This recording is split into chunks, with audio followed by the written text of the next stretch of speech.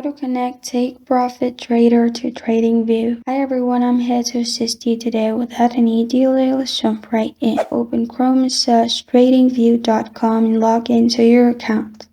After you're logged into your account, at the top you will find Products. Click on Products at the top. After you have clicked on Products, at the top you will find all these options pop up. Now, simply click on Super Charts at the top. After you have done that, you'll find this kind of screen. At the bottom, you'll find Trading Panel. After you click on it, you'll find all your brokers. You can connect your brokers from here. You don't need to simply connect Take Profit Trader to TradingView as it is already connected. You can connect through your brokers and you're good to go. This is how to connect Take Profit Trader to TradingView.